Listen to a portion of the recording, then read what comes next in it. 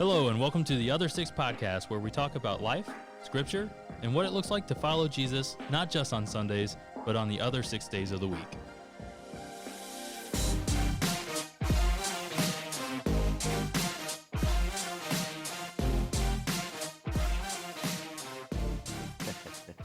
Hello, and welcome to the Other Six podcast. We are some of the staff from North Liberty Christian Church. I'm Patrick Andrews, and with me today is Lucas Bowling. Yeah, go ahead, Lucas Bowling. I didn't know we were gonna do that. What do you do here? Yeah, I'm the student pastor or youth pastor, whatever you want to call it. The title is student pastor, but I love to teach kids about Jesus. I love to hang out with them, build relationships with them, and really just dive into their lives and be a good mentor, I guess. Perfect. And build up Tim's self-esteem. And build up Tim's. That's also my job. Jokes. Yeah, that's also my job. Yeah, he was specifically hired for his love of Tim's jokes. Yeah. Yes, and with over here is Chris Fleck. That's my name. And I'm the worship leader here, and then I oversee community groups and ministry teams as well. And I've been here since 2007. You're old. I feel like really old right now. Like Lucas was born post-millennium. Yeah, I was gonna say I was 6 years old. Six? Okay, 6 years yeah. old when The you world. were working here. I've had those moments too. I mean, I'm not nearly as old as you are. Can't believe we're having this conversation right now. Well, so the Other Six podcast, we want to give you as a listener tips and tricks on how to approach different situations and grow closer to your relationship with Jesus. Not just on Sundays, not just on Wednesdays, but every day of the week, the other 6 days of the week. So today we're going to talk a little bit about holidays and how we celebrate them and how different people might view holidays in different ways. That being said, Easter is this weekend. Yeah. So how do you guys celebrate Easter? Lucas, do you have any traditions, family traditions? Not necessarily any traditions. I mean, when I was a kid, it was kind of the standard, got an Easter basket, painted some eggs, maybe went and did some Easter egg hunts. Now that we have like younger family members, maybe we plant little plastic eggs for them to go find out in the yard or whatever, but nothing too crazy. We go to church, go to either service. I know sometimes now that it's there's some churches that are a lot bigger now. When I was younger, we went to another church, and they had like a service on a Saturday, and so we'd go to service on Saturday so we could beat all the traffic and stuff on Sunday. But then, go have like a lunch or maybe some dinner, just spend time with family, like just a lot of family like gathering, So just out of curiosity, because I don't think we're going to dive too deep into this, but why would you decorate eggs? And why would you go egg hunting? Was there a specific reason There for wasn't it? like a specific reason. There wasn't That's like what we did. It was just a kid thing. Kind of a fun thing. Kind of a fun thing Sure. to go do. It Okay. wasn't. Nobody was telling me like, oh, you go find these eggs to go. I don't know. To worship the fertilization no, gods. no, nobody, okay. nobody ever instilled that Okay. into us. Yeah. We were always taught about like Jesus and his resurrection. It's Resurrection Sunday. Easter's just a name for it, I guess. Right, and that was just something that we did when we were kids. Not It's to just put you on like the spot or no, anything. it's just like for Christmas time we Yeah. think about Santa Claus and the reindeer. Right, Like it's kind of the same line as that, I guess. I gotcha. Quick Alright, aside. You ever put hard-boiled eggshells in your coffee grounds? No. What is that all about? So my grandpa turned me onto this when we visited him for the national championship game a few months ago, and Protein. something about the pH balance. I guess it makes the coffee less bitter. Interesting. And I can say, because he gave me a nice little container to bring home. Did he like have them pre-ground? and Yeah, everything on he dust, puts or? it in a little food think it's processor, like- and Salmonella, isn't that? they're hard boiled. Okay, They're okay. hard yeah, boiled, they're and then good you at that take point. the shells. And, Okay. Anyway, I Makes can honestly say it has made my coffee much more smooth. Interesting. Shameless plug for eggshells. They're already expensive as Yeah, it- now as eggs it prices is. are gonna go way Hey up. guys, I have a container of eggshells at home, $100. So, I know what they're worth. What about you, Chris? What are your Easter traditions as a family? well, growing up, kind of a typical, kind of like Lucas's, we had a Easter egg hunt, got together with family after church. Where I grew up, we had something called a sunrise service, SON. Oh, RISE. wow. Very clever of our Yeah, I friends like that. back in the day, where we got together at like 7 a.m. at our church, and I think it was a combined thing. We had a few area churches get together Yeah. at one church, and then we would disperse after breakfast and a little devotion and go back to our own churches and have a Easter celebration. But yeah, typically by that time it was fall. I had an Easter basket in the morning, and a little reminder of what Easter is truly all about. And as I've grown to have my own family, and now we have teenagers, they're not really into the egg hunting thing so much anymore. Maybe we'll find out Sunday. We do have some younger kids at our gathering, so we may have one. But just really emphasizing, ever since day one, since the kids were babies, we would just remind them that, yes, we're getting together, we're having an Easter egg hunt, we're going to have a good time at church with our church family, but this is why we're doing what we're doing, and that is the resurrection and the defeat of death as Christ would have it. Yeah, and for me, we were very similar to you guys. So, classic Easter egg hunt, church. But our church always did a Friday service too, so a Good Friday service, and that really drove home the reason for the season, right? So we would always do a Friday night thing, and then Sunday morning, our church always did breakfast and all of that, but like big get together, hang out with your church family and celebrate the resurrected Jesus. Our church at the time would rent out the local high school's auditorium because they would get a lot of people on that day. So, but yeah, we launch ham, all the Easter fixins every time. But yeah, we pretty traditional. Everybody kind of does those things, but for the same reason. We did the Easter egg and the coloring, and like we made bird nests out of Rice Krispies and chocolate, and like jelly beans for eggs. So like all those little things, but it was always just it was fun. It was for fun. So with that being said, not everybody has the same outlook on holidays. There are specific holidays that get a little bit more flack from other people than others. But as a general scope of the holidays, how should Christians approach that topic in that situation? Well, just like in anything else, God has called us to be in the world, but not of the world. And we have an opportunity in those spaces to engage with others. That'll lead us to a topic later on, but we have an opportunity to show just there's something more than just what we've presented here on this earth, and that is Christ's resurrection, specific to Easter. But just an opportunity to engage with those that might not call Christ their Lord yet. Yeah, I look at 1 Corinthians 10. The whole chapter is Paul talking to the Corinthians about early on in the chapter is like he's giving these warnings, like Israel like went through some stuff. There were some mistakes, and these were the consequences of those mistakes. But then later he goes into talking about how in chapter 23, where he puts it in quotes even, everything is permissible. And he's saying, I think it's in quotes like that because he's not saying literally everything is permissible, but this is how people justify the sinful natures in their lives. And that might be chapter 10, verse 23 for those that are chapter 10, verse 23. Everything is permissible, but then immediately following that he says, but not everything is beneficial. And then he repeats it, everything is permissible, but not everything is constructive.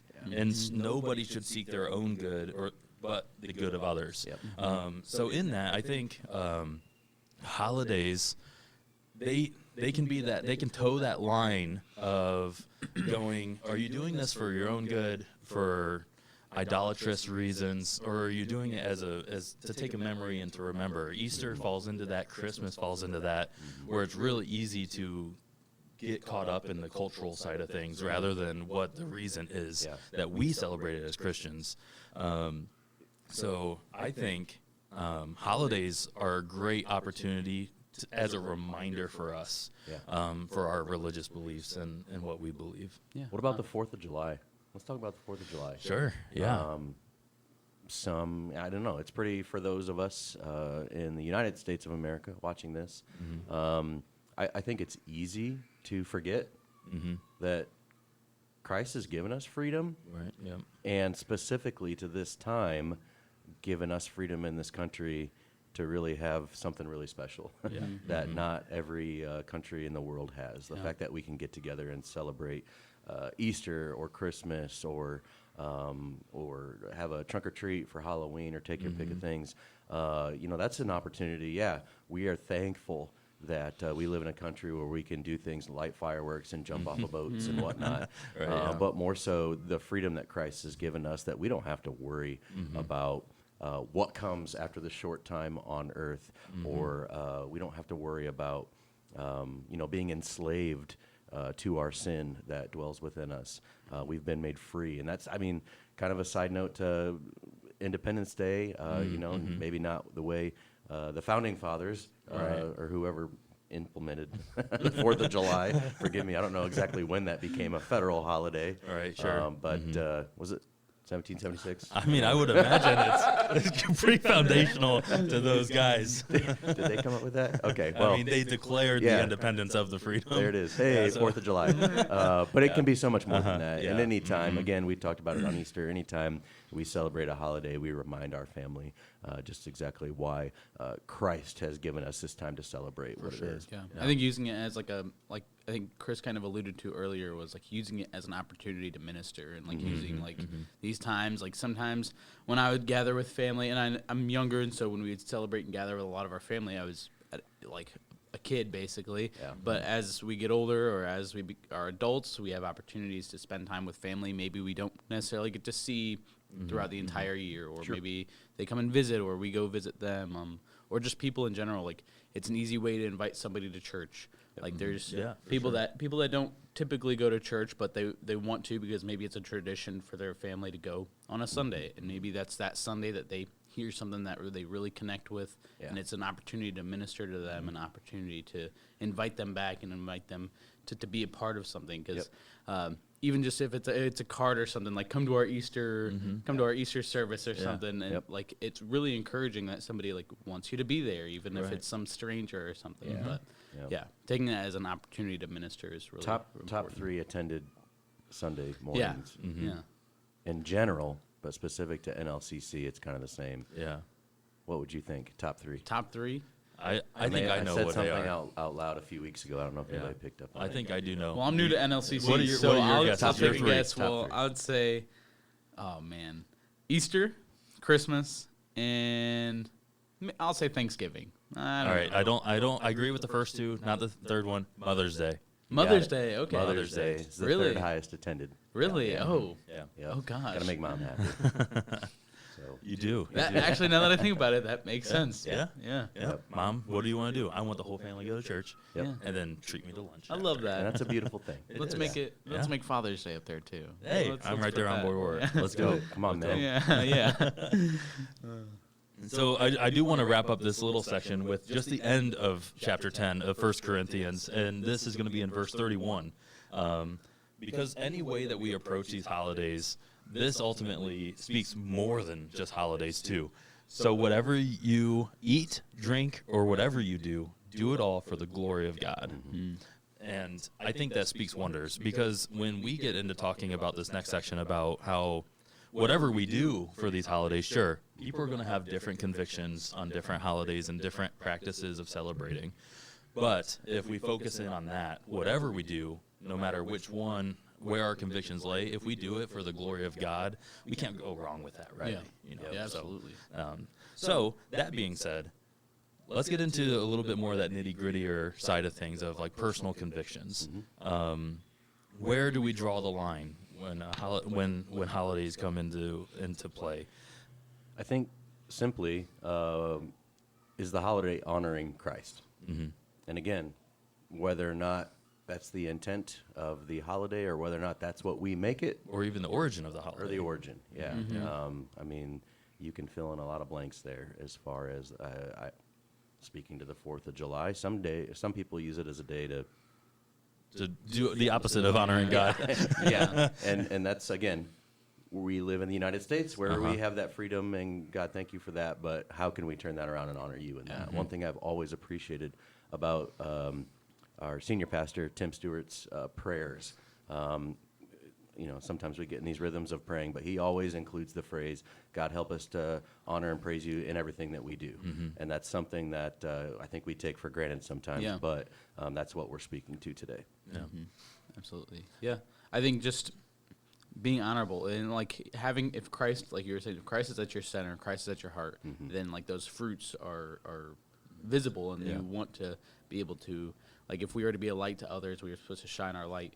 We want to do that in all the things we do, especially like if you truly understand like how good Christ is to us and like how much he's done for us. Like, we don't want to disrespect him by, and like we're humans, we fall short of the glory of God, and all of us have, but like we want to keep that as our focus, and like whether we're out, like 4th of July is a good one. Like that's a great example. Like we can get really carried away if it's easy to get carried away with people that are either we surround ourselves with, or the people that we surround, or like that we are around, kind of like being that example. I think of Christmas Eve for our family. Every year on Christmas Eve, we have a Christmas Eve service here, and we attend that. But then we go and have a little Christmas Eve, maybe a little sloppy Joe, as it would be. But we will take time and bring everybody together and sit in a room and read from Luke, the Christmas story, from beginning to end. And again, just taking time out of something that could be very secular, and that we're swapping presents around and everybody's getting excited about that, reminding ourselves why we do what we do. Yeah. And I think a great verse that kind of drives in this idea of everyone's going to have different convictions is Romans 14:5-6. I'll read it here. One man considers one day more sacred than another. Another man considers every day alike. Each one should be fully convinced in his own mind, and he who regards one day as special does so to the Lord. He who eats meat and eats to the Lord, for he gives thanks to God. And he who abstains does so to the Lord and gives thanks to the Lord. So I think one of the more hotly debated holidays around Christian culture is Halloween. And I think it's a perfect example of being able to take something that most people have this concept of, that it has terrible origins, and there's not to say that there isn't bad things that wrap around Halloween or have been associated with it, but for an example, our church, we take that day as a day to love on our community, as one of our biggest outreach events that we have. We get, I would say, like 2,000 people walk through our doors to come enjoy, the gift giving of candy, come get a free meal, have some fun, and provide, wear a costume, and just come and have a great time, and we just want to pour the love of Jesus on these people, and for our community. It's a huge event. Our town isn't necessarily very large, but a lot of people come to our town for our trunk or treat and for the community's Halloween trick or treating too. But with that, like I said, Halloween does have some things that could be red flags, and as we approach these holidays, what are some of these type of red flags that as Christians should be on the back of your mind, and how should you approach them? I think idolizing things that aren't God, like God, hold no other idols before me. Like that could be candy. It could be like it could really be food. Like there's that. It could be other people, holding other people to a higher regard than God. It's really like, and like having anything other than God at the top of your list there can be like detrimental during those times. Like, and it's easy to do that throughout the rest of the year too. But holidays, like they're federal holidays, and like we have either school or work off of them, like for a reason, and so those are pretty easy to get caught up in, and if you don't, it's easier to magnify those. It's easier to magnify them, and so you get more like you're focused in on that holiday, and like just like we were mentioning earlier, like we want to glorify God in all the things we do, and we want to hold Him to the highest, and nothing else above that, and then again using opportunities like that for ministry, like trunk or treat, like. The church, there's people that don't necessarily agree with celebrating Halloween during that time as a church, but we understand where those people are coming from, and it's okay. That's absolutely fine. It's okay, and but we see it as an opportunity to serve and as an opportunity to minister to people. And holding God to that, like holding God to the number one position is like where that heart in that positioning needs to be. And the heart of that goes back to the way Jody organizes that. He gets a hold of the town of North Liberty to say, hey, what time is your trick or treating going to be this year? And we offset trunk or treat just enough so that people will engage in the community and then come to the church building, get candy, and kind of end their night there, especially when the weather's crappy. Right. Everybody comes in and gets hot chocolate and warms Yeah. up because sometimes it's snowing on Halloween. Yeah, I'd say more than half the times that I've volunteered at trunk or treat here, it's been snowing. Or straight up blizzard Cold, conditions sometimes. Living here is a choice. It's not a mandate. And I think another a very important point is just what we said in that scripture is like one person's going to hold this to one extreme, somebody else is going to hold it to the opposite extreme, and neither are wrong in their personal convictions. Absolutely. So to not like be combative and judge the other, which is complete opposite of what we would do to honor God, right? In those moments. And I think that really plays right into Romans 14, verse 13, a little bit later on. Therefore, let us not pass judgment on one another any longer, but rather decide never to put a stumbling block or hindrance in the way of a brother. So those that, like Halloween's a great example. For those that don't want to participate in trunk or treat and don't want to participate in Halloween, we're not forcing them. We don't want to force them, and we don't want to shame them and judge them for feeling that way, because like that's the way that they feel about it, the way that they're convicted about it, and we want to respect that and not pass judgment on those others. Yeah, definitely. Absolutely. Yep.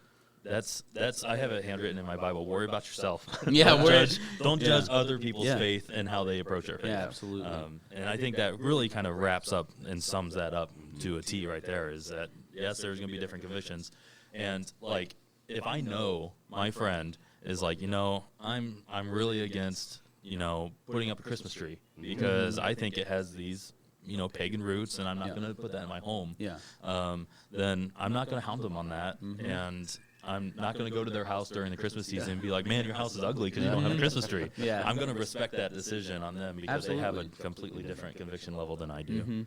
And that goes along, like I think of like, don't put a stumbling block or hindrance in the way of a brother. Like that can go for 1,000 other situations for those maybe that deal with getting upset easily or angry easily or lash out easily. We sometimes we know those people that do that, and I'm guilty of this. I'm good at pushing buttons. Egging them on and I'm good at pushing buttons, but like not being that hindrance or that stumbling block by pushing those buttons. Like when you're doing that and you catch yourself, you're like, okay, like what they're doing, maybe them getting angry isn't right, but they're getting angry because I'm doing something to make them angry. Or whether it be, I know, like during 4th of July is a good example. There's people that struggle with alcoholism and people that struggle with alcohol, and they being a brother, to not put a stumbling block in front of them is to not drink in front of them if you decide to drink, or if you don't have a problem, or if you can control your habits in that way, like not putting something in front of them that tempts them that much. Like don't put them into a situation that could cause them and to protect stumble. them And too. protect like them. if they are in a situation where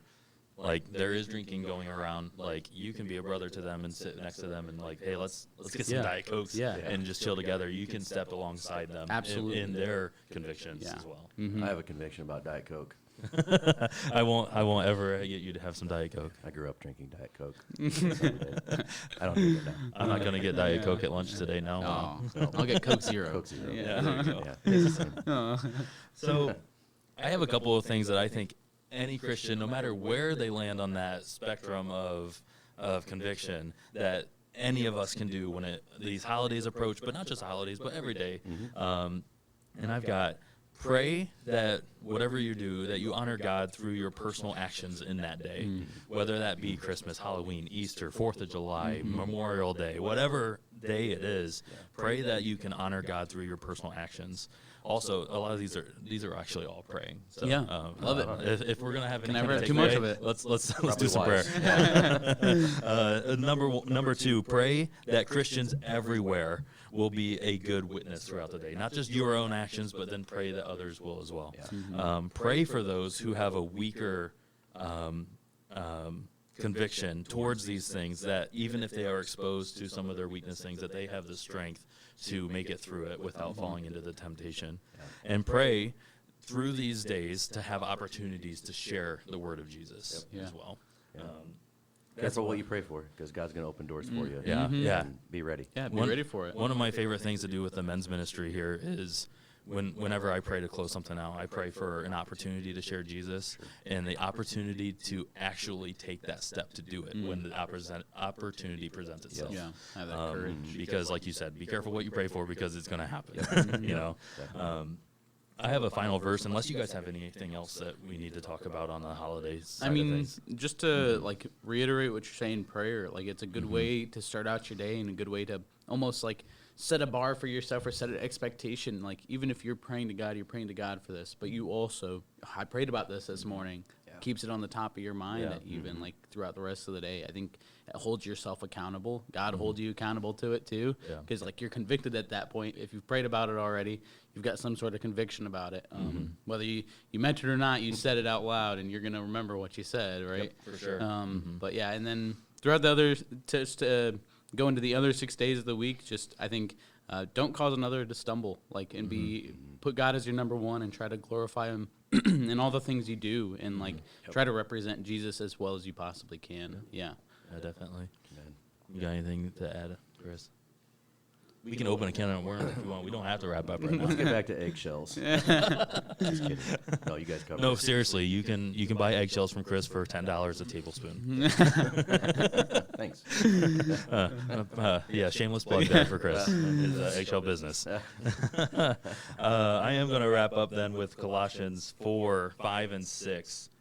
Pray that I may proclaim it clearly as I should. Be wise in the way you act towards others and make the most of every opportunity. I love that. So again, how do you approach this on the other 6 days of the week? That's usually kind of how we want to wrap it up. And I think we've covered that. Pray that you can be an example. Pray for your brothers and sisters that they are also an example in a good way, not a bad way when these holidays come about. And to just lift each other up and never break each other down over things as silly as, how something's going to happen or how it's going to be celebrated. Let's stand firm together as a unity in Christ in every situation. Yeah, all the other 6 days of the week. Yeah. Perfect. Next month, we will have Jody here, and he's going to be leading a conversation about what it looks like to have a Christ-centered family. Yeah. And I think some of that insight from next month's episode can be bounced back to this one for sure. Absolutely. Because how you approach holidays with your family, I think, is a big one too. And one last reminder, if you are listening to this or watching this before Easter, Sunday morning, 8:15 a.m. and 10 a.m., identical services at NLCC. Yeah, so we'd love to have you there. If you show up at the normal time without thinking, you'll be fine. Yeah. If you want to get started early, there's an opportunity. There you go. Boom. All right. Well, that's us. That's the end. And we're checking out for the time being. We'll see you next time.